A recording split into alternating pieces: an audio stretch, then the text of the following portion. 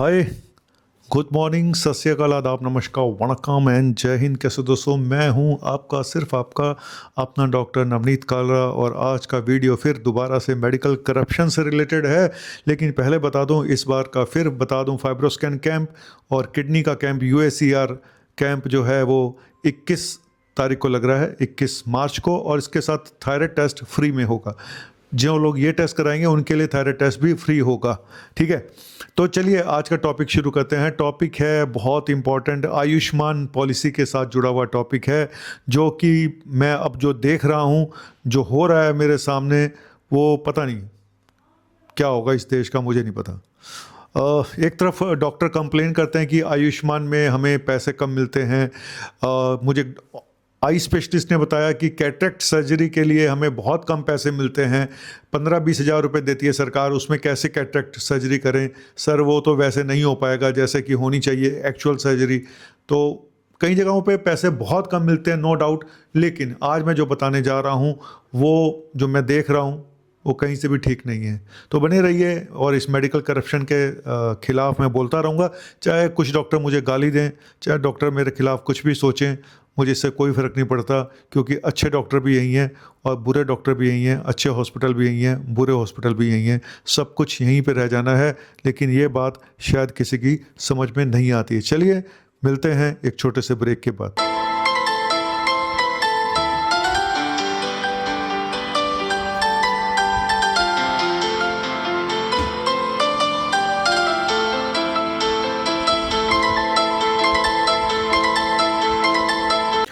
देखो,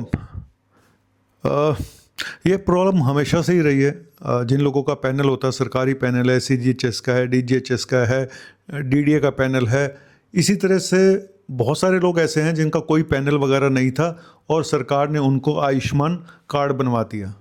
ठीक है, जहाँ पे बहुत कम उसमें सरकार पे करती है, और कहते हैं कि डॉक्टर्स से या हॉस्पिटल कंप्लेन करते हैं कि पैसा बहुत कम मिलता है।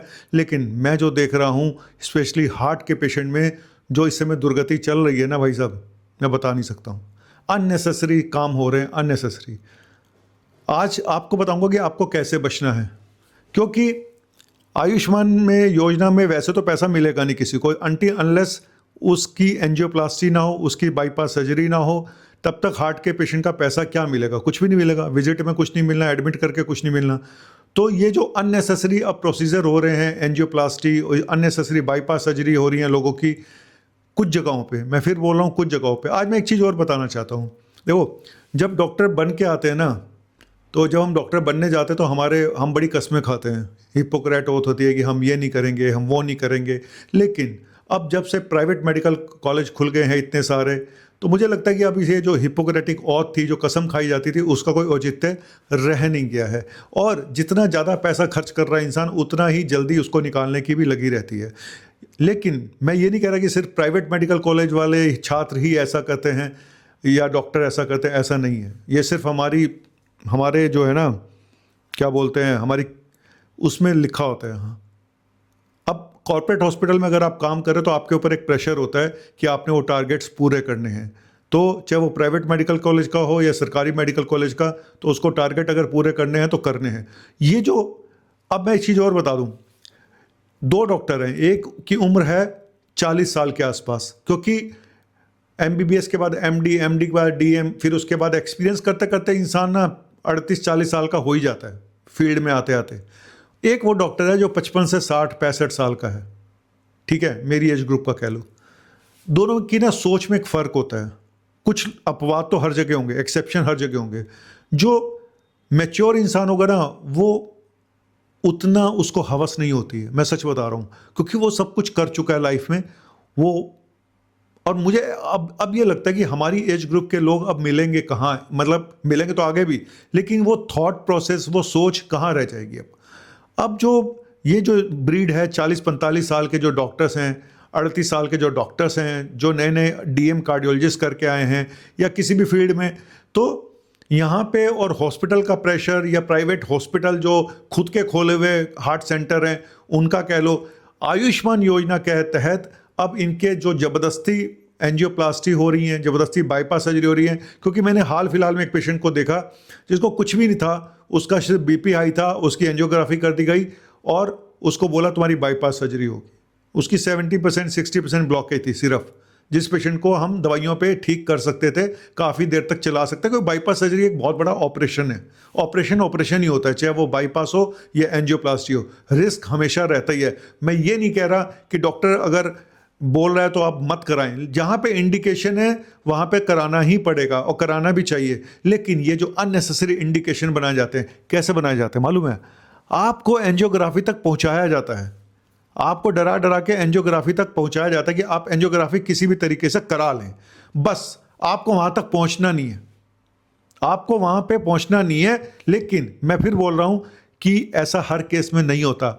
बहुत सारे ईमानदार डॉक्टर भी हैं, बहुत बार सही में ज़रूरत होती है एंजियोग्राफी की, लेकिन अब जब से आयुष्मान आया है तब से बहुत ज़्यादा इसका मिसयूज़ हो रहा है। एक एंजियोप्लास्टी में जहाँ सिंगल स्टंट पड़ता है, सरकार आयुष्मान के थ्रू 95,000 से 1 लाख रुपए के आसपास दे रही है एक स्टंट के। ठीक है, तो स्टंट की कीमत कितनी है? मुश्किल से 20-25 हज़ार रुपये, इसके आसपास ही है। सरकार ने तो रेट कम कर दिए और उसके ऊपर डॉक्टर की फीस लगा लो कि आप 50,000 लगा लो, 50,000 फिर भी हॉस्पिटल को बचेगा।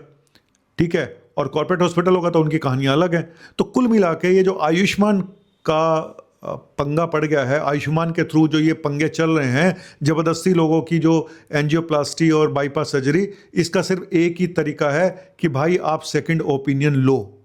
आप बाईपास सर्जरी कराने से पहले एक अच्छे डॉक्टर से, जान पहचान वाले से, कार्डियोलॉजिस्ट से या अपने फिजिशियन से एक सेकंड ओपिनियन जरूर लो। और इसी तरह से अगर आपकी एंजियोप्लास्टी होने जा रही है, प्लान्ड एंजियोप्लास्टी, देखो दो तरह की एंजियोप्लास्टी होती है। एक होती है प्लान्ड, कि आपकी एंजियोग्राफी हो गई, आपको बता दिया गया, आप नॉर्मली ऐसे ही गए थे, आपको बोला कि एंजियोग्राफी करनी पड़ेगी, आपको कोई हार्ट अटैक नहीं है, आपको कुछ नहीं है, आपको छोटे मोटे सिम्टम थे और डाउटफुल था कि आपको है या नहीं है, तो डॉक्टर ने कहा जी एंजियोग्राफी तो आपको करानी पड़ेगी।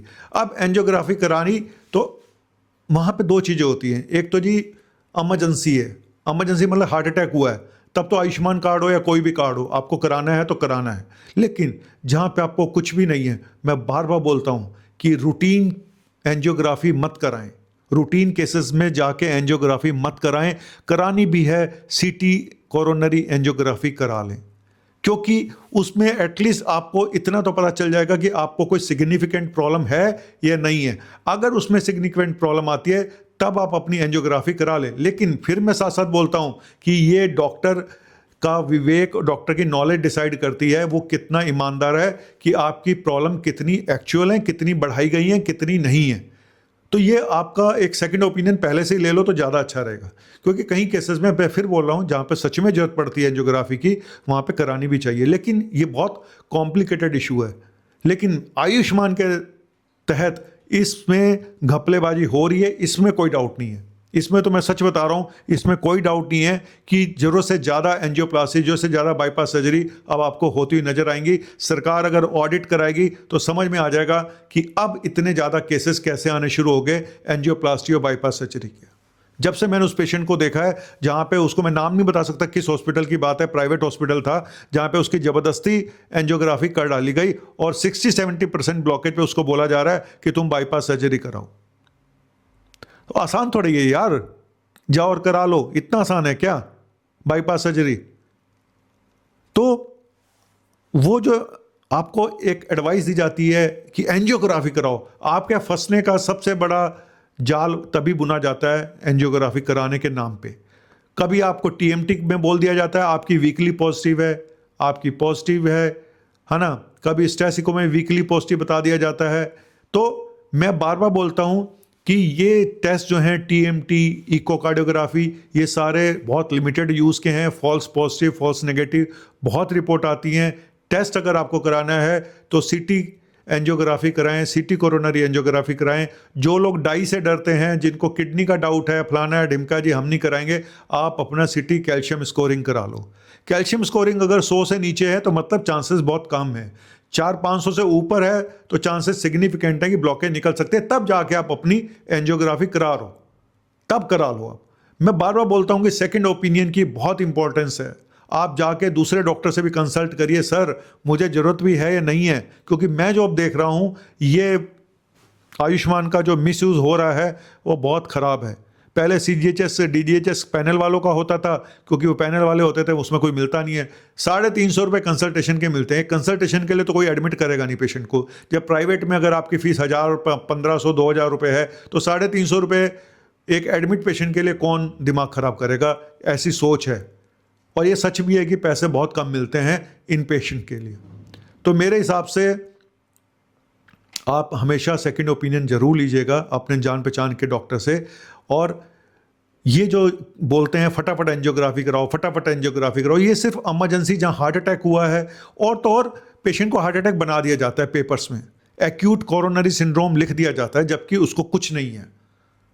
रिकॉर्ड्स में इतनी हेराफेरी है, जहाँ पे एक ही डायग्नोसिस लिखी मिलेगी आपको, ECG नॉर्मल होगा, सब कुछ नॉर्मल होगा, सिर्फ एक डायग्नोसिस ऐसी लिखी मिलेगी, एक्यूट कोरोनरी सिंड्रोम।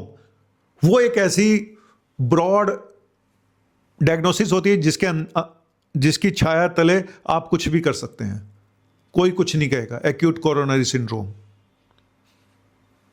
तो सरकार आपको सुविधा देती है, उस सुविधा का फायदा उठाया जा रहा है आयुष्मान योजना के नाम पे, और पेशेंट बेचारा भोला भाला, उसको लगता है फ्री में ही तो हो रहा है, करा लो की फर्क पैंदा है, करा लो की फर्क पैंदा है।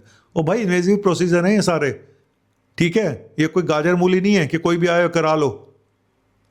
इसीलिए नॉन इन्वेजिव प्रोसीजर पे ध्यान दें जिसमें रिस्क नहीं है।